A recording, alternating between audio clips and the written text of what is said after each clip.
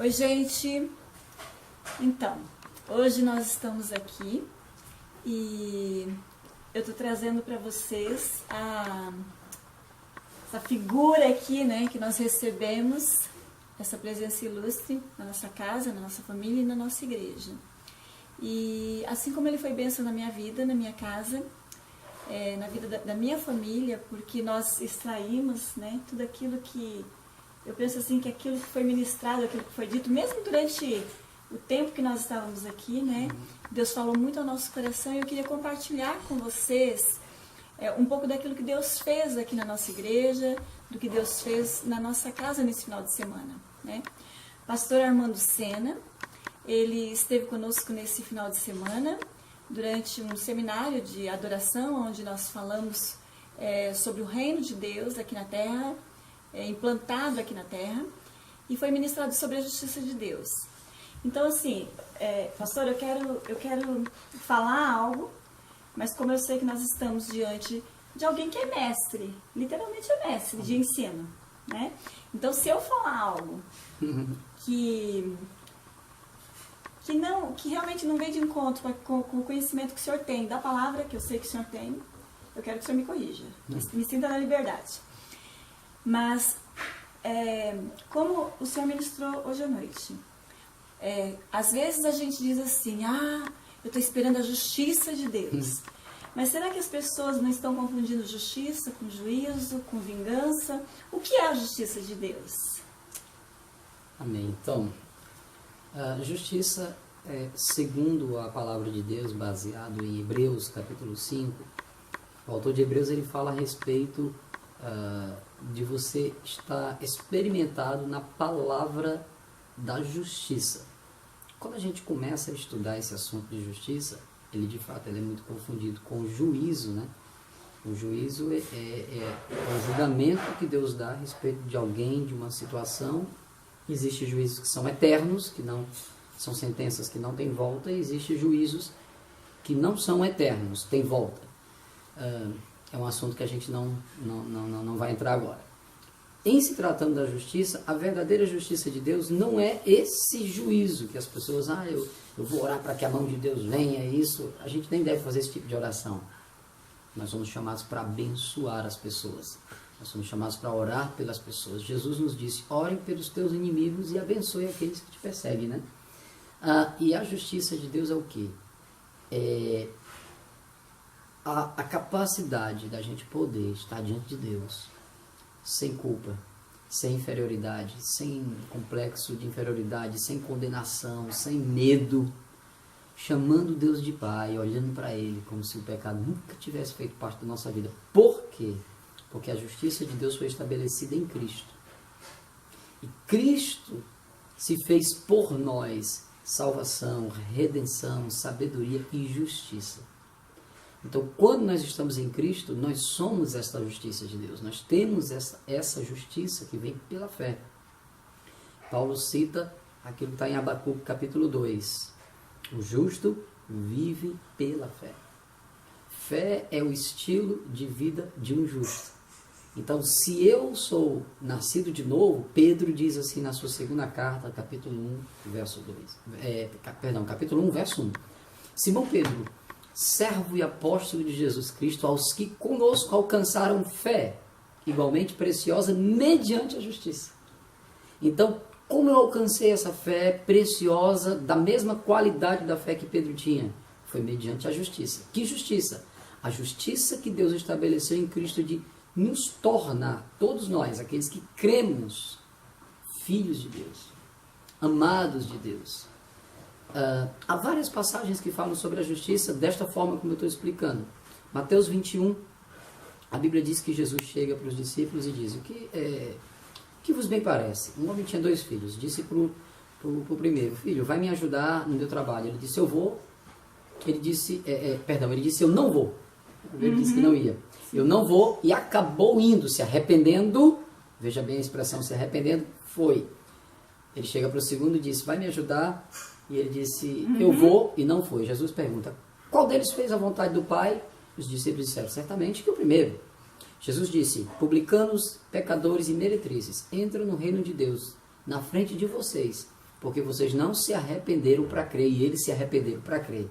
Porque João Batista veio apontar o caminho da justiça. Olha a expressão que ele dá. Quando foi que João Batista apontou o caminho da justiça? Quando ele diz, ele é o Cordeiro de Deus e ele tira o pecado do mundo, ele resolve essa questão. A ira de Deus vem sobre o pecado e sobre todos os homens que cometem a injustiça. Todos pecaram, carecem da glória de Deus. Mas como Deus ama o homem, a ira dele, ele não gostaria que viesse sobre o homem, porque ele ama o homem. Ele não veio condenar o homem, ele veio salvar o homem. Mas para que isso acontecesse, alguém deveria sofrer pelo pecado. Quem foi? Jesus. Jesus foi o Cordeiro de Deus que tirou o pecado do mundo. A ira de Deus veio sobre Jesus quando ele foi à cruz. E o que acontece? Aquele que não conheceu o pecado, Deus o fez pecado por nós, para que nele fôssemos feitos a justiça de Deus. Então, justiça é o quê? Agora eu posso dizer, Pai, eu te amo, sem peso, sem... Porque Jesus pagou o preço para que a justiça de Deus fosse uma realidade na minha vida. Isso aí.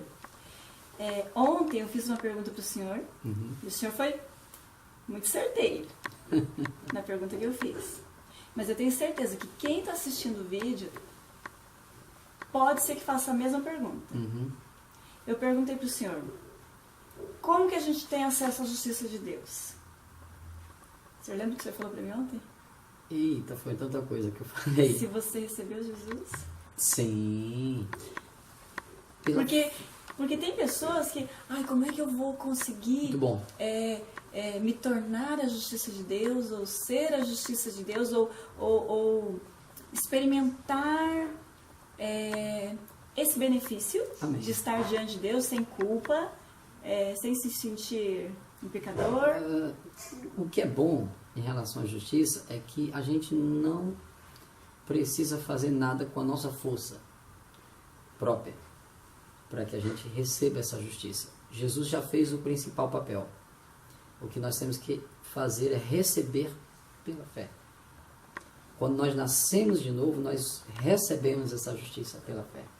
Então, assim, no dia em que eu criei em Jesus Cristo, como meu único Senhor e Salvador, ali você automaticamente foi feito a justiça de Deus. Eu me tornei a justiça de Deus. Automaticamente. E você sabe, tem muita gente que não sabe disso. Sim.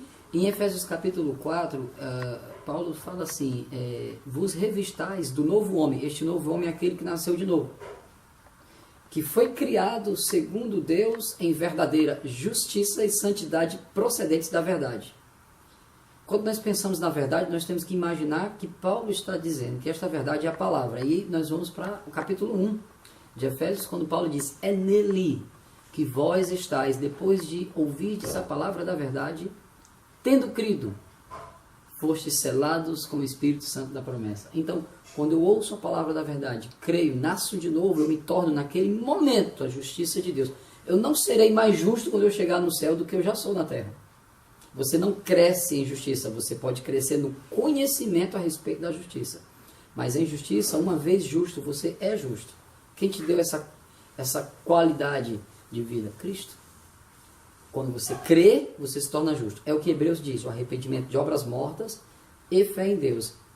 O justo que vive pela fé. Quando você se arrepende de obras mortas, isto é, você entende que não é a lei, que não são as tuas obras que te dão vida, mas o que Cristo fez, você crê nisso, você se torna o justo que vive pela fé. Esse é o estilo de vida da gente. O crente é o justo que vive pela fé.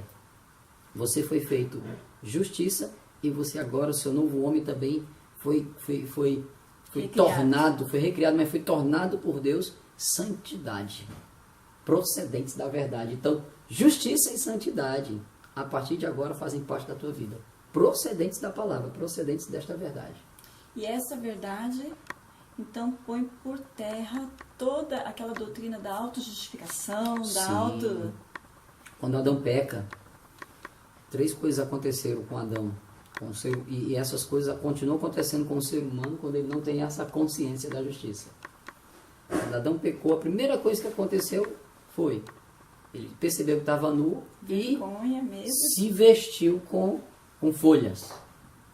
Amém? Primeira. Segunda coisa, ele se esconde com medo. Deus disse, Adão, onde tu estás? Bem, Geograficamente a gente sabe que Deus sabia, mas o que Deus queria saber era, Adão, o que foi que aconteceu com você? Onde que Deus você disse, está espiritualmente? porque a falta da consciência da justiça traz vestes próprias, isto é, justiça própria, você tentando se vestir, isso é o princípio de toda religiosidade, é você tentando fazer algo para Deus te amar. E para tapar sua vergonha, para resolver. Exatamente. Eu não preciso de Deus, eu não bebo, eu não fumo, eu não danço colado, isso é justiça própria. Tipo assim, eu fui lá, fiz toda a caca, mas eu posso resolver sozinho. Não pode, não dá. Só Jesus é o Cordeiro de Deus que tira o pecado do mundo. Então, o pecado faz isso, justiça própria, né? Autojustificação. É você tentando chamar a atenção de Deus baseado na tua força. Com muito custo, com muito cansaço, com muito... Cansa, fadiga e o pior de tudo, que não resolve nada. Não tapa vergonha. Não. Porque se a Folha resolvesse, eles não precisavam. A agonia de toda religião é justamente isso, né? É você tentar se penitenciar, meu Deus, eu acho que eu não mereço o suficiente. A pessoa, quando não tem consciência da justiça, ela nunca vai achar que mereceu o suficiente. E o incrível é que quando Deus vem, e Deus olha aquela roupa ridícula ali, aí ele fala, peraí. Ele mesmo providencia uma roupa que veio dele. Foi o que ele fez conosco. Ele providenciou a roupa que nos veste. A Bíblia diz que nós fomos... morre. Isso. E baseado no sangue de um animal.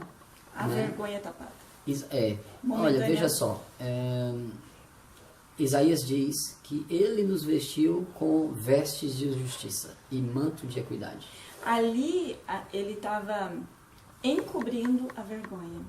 Que depois na cruz o sacrifício é cabal, é completo, é pleno. E ele tira. Aonde ele tira a vergonha. Ele tira a vergonha, exatamente. Ali era só uma figura. Aí, voltando, Adão peca e autojustiça, justiça própria, medo, inferioridade, vergonha, condenação, tive medo e me escondi. E você se esconde de Deus, você perde aquela ousadia que é restaurada em Cristo. Terceira coisa, Adão põe a culpa em Deus, né?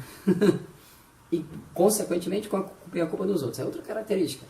Você sempre está culpando Deus pela tua vida não ser uma bênção. A família que eu nasci, são as pessoas que estão ao meu redor, é a circunstância que eu vivo, é porque Deus quer que seja assim. Não.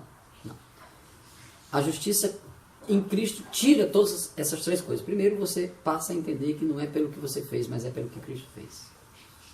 Segundo, Paulo diz que ele não vos deu um espírito de escravidão, mas um espírito de ousadia, e você pode clamar Abba Pai. Então, vai embora o medo. E terceira coisa é que você não coloca a culpa em Deus, pelo contrário, você aproveita as circunstâncias ruins e faz nelas momentos de alegria para a tua vida, e você sabe que o Senhor está contigo, porque é maior o que está em você do que aquele que está no mundo. Então, circunstância ruim, na verdade, são oportunidades que nos fazem triunfar em Cristo. Jesus disse, no mundo tereis aflições, mas tenha bom ânimo. Eu venci o mundo. Porque o reino de Deus é justiça, paz e alegria. Então, paz e alegria andam juntos com a justiça. E uma pessoa só pode experimentar paz quando ela primeiro experimenta uma vida de alegria. Em alegria saireis e em paz sereis guiados. Então você sai em alegria e em paz você é guiado. Paulo diz, alegrai-vos no Senhor. Outra vez vos digo, alegrai-vos. Alegria. Seja a vossa moderação conhecida, perto está o Senhor, e não ande ansioso, mas coloque diante de Deus com oração, súplica e ações de graça. A palavra ações de graça vem do grego eucaristia. Sons vocais procedentes de um coração cheio de gratidão a Deus. Isso é alegria. E quando você fizer isso, a paz de Deus, que excede todo entendimento, vai guardar você. Então a paz, na verdade, é um resultado de consciência da justiça. Porque justificados, pois, pela fé, temos paz com Deus. E de uma vida de alegria, da alegria no Espírito. A alegria no Espírito vai fazer você não ter aquele espírito crítico, que é quem não tem paz, que é quem não tem consciência de justiça. Está sempre criticando, está sempre falando mal, está sempre para baixo. Está que nem aquela hiena, lembra do desenho da hiena? Céu. Está sempre tentando arrumar uma desculpa. Você sabe que quando você é em Cristo, João diz assim, aquele que diz que está em luz, mas na verdade está em trevas, está mentindo. Não é assim? O que é interessante que João está dizendo é o seguinte, uma pessoa está andando em pecado, mas ela está tentando sempre se justificar, e aquilo ali é uma mentira, não existe verdade. Mas ele diz assim, quem está em luz anda como ele está na luz, porque se confessarmos os nossos pecados, ele é fiel e justo para nos perdoar. Que coisa interessante, né? Quem está em luz sabe que mesmo que estiver um erro, você confessa aquele pecado e você sabe que o sangue de Jesus é poderoso para purificar você e ele é fiel e justo para nos perdoar e nos purificar de todo pecado, de toda injustiça. Quer dizer, quem anda nessa consciência nunca se acha o tal. Pelo contrário, ele sabe que a justiça dele é baseada nele. É nele. Não tem nada a ver com a gente, não é a gente. Porque dele, é nele. Para ele. É essa a compreensão que nós temos que ter. Efésios diz que todos nós estávamos longe de Deus, separados de Deus, entenebrecidos de entendimento. Mas Deus, que é riquíssimo em misericórdia, mudou a nossa situação. Então partiu dele. Quando aquele filho pródigo, que ele, antes dele sair de casa, né, que ele vem ali e pede pro pai, sim, o que era direito dele, que era a herança. Que ele recebe, o pai dá.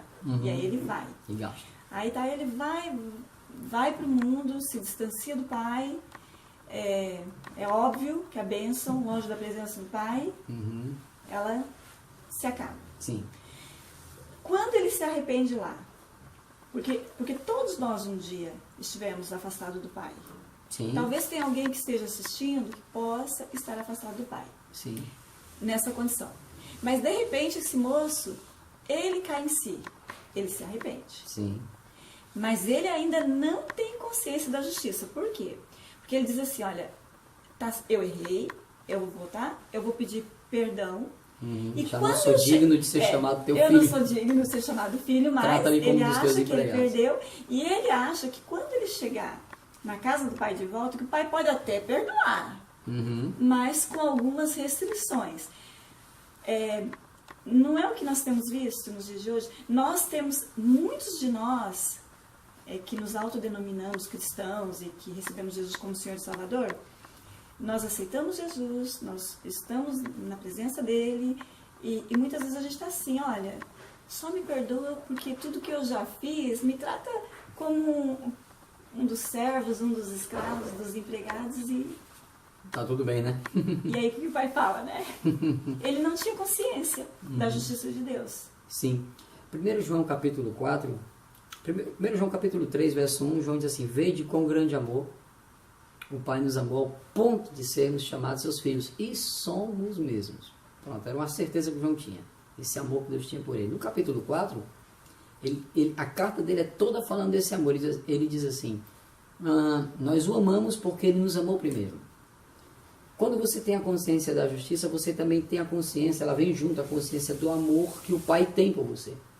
E que jamais o Pai, eu te perdoo, mas... Não, Deus... Mas...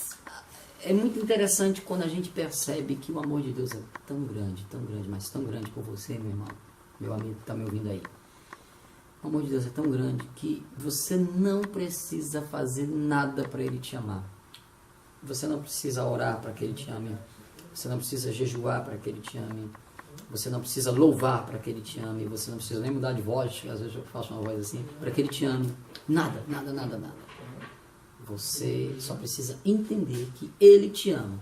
Nada do que você vai fazer ou deixar de fazer vai mudar Deus de ideia com respeito ao amor que Ele tem por você.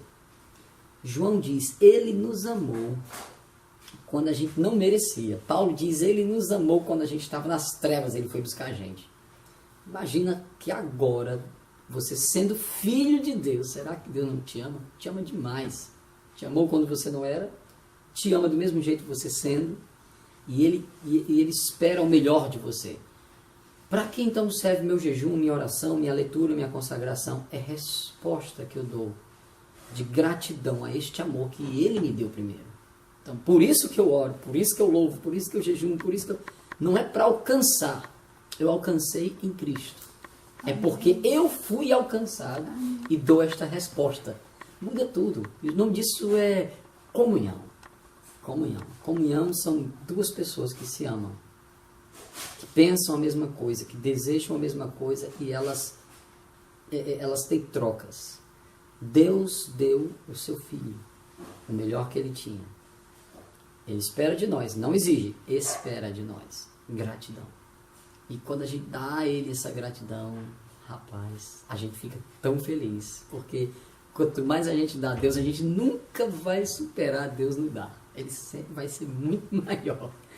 Então, quando você aprende isso, você vive isso, você não anda mais em pecado, você não anda mais perdido, você não anda com depressão, você tem vida de verdade. Foi isso que Jesus veio fazer. A Bíblia diz, o Filho do Homem se manifestou, o Filho de Deus se manifestou para buscar e salvar o que se havia perdido. O que é que se havia perdido? A comunhão. Ele buscou e salvou esta comunhão que alcançou qualquer ser humano na face da terra, por pior que seja. Ele pode voltar a usufruir desta comunhão. Quer dizer algo muito interessante. Isso aqui que eu vou dizer é muito interessante mesmo. Eu não sei se você sabia, mas Lúcifer, ele nunca quis ser Deus. Nunca. Quem lê o texto de Isaías ou de Ezequiel deve ler melhor se pensar que ele quis ser Deus. Ele não era doido. Ele sabia que ele não poderia ser mais do que Deus. Ele não quis estabelecer um trono maior do que o de Deus. Lúcifer queria ser você. Ele diz, eu serei semelhante ao Altíssimo. Gênesis 1:26. Quem é semelhante ao Altíssimo? Senão o homem. Imagem e semelhança. Quando ele notou que ele não poderia ser eu e você, se rebelou, foi expulso do céu, se tornou essa figura que nós conhecemos como Satanás, o Deus deste século, o príncipe deste mundo, o príncipe das potestades do ar, tenebroso. E aí o que é que ele quer fazer do homem? Ele quer fazer com que o homem fique parecido com ele. Todos os pecados que o homem comete são atributos do caráter de Satanás. Satanás é quem é sujo, ele quer que o homem seja sujo. Satanás é quem é obsceno, ele quer que o homem seja obsceno. Satanás é o pai da mentira, ele quer que o homem seja mentiroso. Para ele chegar para Deus e dizer assim, ó, tá vendo tua criatura aí que tu fez semelhante a você, a imagem e semelhança tua? Tá vendo? Ele está se parecendo comigo. Aí a Bíblia diz que Jesus veio resolver esse problema. Ele veio fazer com que o homem volte a se parecer com Deus, porque o homem tinha perdido. Isso é maravilhoso, isso é tudo. Que lindo. Isso é o Evangelho. Que lindo. Jesus veio dizer, Jesus chegou aqui na terra, ele se parece com Deus, a Bíblia diz, ele é a imagem do Deus invisível. A expressão. Porque Adão tinha perdido essa semelhança, Adão tinha perdido essa qualidade de vida. Nossa, a gente pode respirar até fundo, né? Isso é top. Veio para... A Bíblia diz que nele estava a vida e a vida era a luz dos homens. Adão tinha perdido esta luz, essa direção, essa ousadia, essa comunhão, essa segurança. Imagina a mente de Adão colocando o nome de mais de 1000 espécies de animais decorado tudo. Meu Deus do céu. O homem se parecia com Deus demais. Aí o homem perdeu a comunhão. Começou a ficar parecido com Satanás. Nas suas obras, teve um momento tão terrível que Deus disse, eu vou destruir aqui. Não tem condição, vai ficar só sobrar a família de Noé. Mas Deus tinha um plano. Deus envia um homem que se parecia com ele. Porque Jesus era Deus, mas não veio na forma de Deus, veio na forma humana. Um homem que se parecia totalmente com o Pai, que revelou o caráter do Pai, que viu o Pai, inclusive. Que era Deus, mas que abdicou da posição de Deus, se tornando um homem, para que ele pudesse fazer com que o homem voltasse a se parecer com Deus. Como? Quando ele foi na cruz, ele mata aquela primeira raça, que é a raça adâmica, ele termina aquilo. A Bíblia diz que ele morre no nosso lugar e nós morremos com ele. E quando ele ressuscita, ele começa uma nova criação. Quem é essa nova criação? Lembra da mulher samaritana? Aquela mulher chegou para Jesus e disse, você está pedindo água? Você é judeu? Coisas da velha criação, inimizade. Deus não tem inimizade, amém? Diabo sim. Inimizade. Você é judeu e pedindo água? E Jesus disse, se você souber quem é que está te pedindo, você que pediria e eu te daria. Olha a coisa da criação de Deus. Você pediria e eu te daria água da vida. Aí ela perguntou, tu é maior do que o nosso pai Jacó? Aí Jesus disse, chama teu marido. Ela disse, eu não tenho. Jesus disse, você falou a verdade, você já teve 5 e o que você tem agora não é marido. Estava no 6º relacionamento. Imagina a vida daquela mulher, a alma destroçada que aquela mulher tinha. Eu acho legal que Jesus não foi para o lado que talvez muitos de nós iríamos. Ei, velho, então chama o teu primeiro, viu? Porque só resolve se for o primeiro. Não, Jesus Sabia que a alma daquela mulher estava doente e ela precisava de vida. Aí Jesus disse, você disseste bem, não tem marido, o que você tem agora não é ele. Aí ela disse, nossa, tu é profeta. Eu acho que Jesus pensou, se ela soubesse quem eu sou, mas eu vou me revelar. Já que ele é profeta, né? Tira uma dúvida minha teológica. Qual o melhor lugar para adorar? É o monte ou é Jerusalém? Jesus, nenhum nem outro. O teu povo diz que é lá e o meu diz que é... Exatamente. Aí Jesus olhou para ela e disse, ei, nenhum nem outro. Acredite, vem a hora que nem neste monte, nem em Jerusalém, mas do lado de dentro vai ser o lugar da adoração. O que o homem tinha perdido, ele estava trazendo. Essa comunhão que é do lado de dentro. Não é algo físico, religioso. É uma comunhão do lado de dentro. Deus é espírito, o que importa se os adoradores o adoram em espírito e em verdade. Esse sempre foi o tema de Jesus. Trazer essa restauração do lado de dentro. Fazer com que o homem volte a se parecer com Deus. Ele conseguiu. Através da justiça. Através da justiça eu tenho esse acesso. Através da justiça eu posso dizer, tu é meu pai. Quem é o pai senão aquele que eu tenho o mesmo sangue dele? Eu quero finalizar essa parte aqui dizendo um texto de 1 João 3, 9. Ele diz assim, todo aquele que é nascido de Deus não vive na prática do pecado, porque a semente de Deus está dentro dele. Há uma palavra grega ali, mais forte do que semente. O sêmen de Deus está dentro dele. É assim, está no grego. Isso quer dizer que eu e você temos de fato a própria vida e natureza de Deus. Nós chamamos isso de zoe no grego. A vida de Deus dentro de nós. Sabe o que significa isso, pastora? É que agora podemos dar frutos dignos desta santidade que foi colocada em nós por Jesus e desta justiça que foi colocada em nós por Jesus.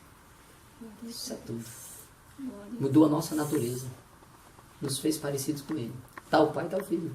Essa palavra semelhante, no grego é similis. Sim. Que é... Similis, lembra do facsimile? Significa faz igual.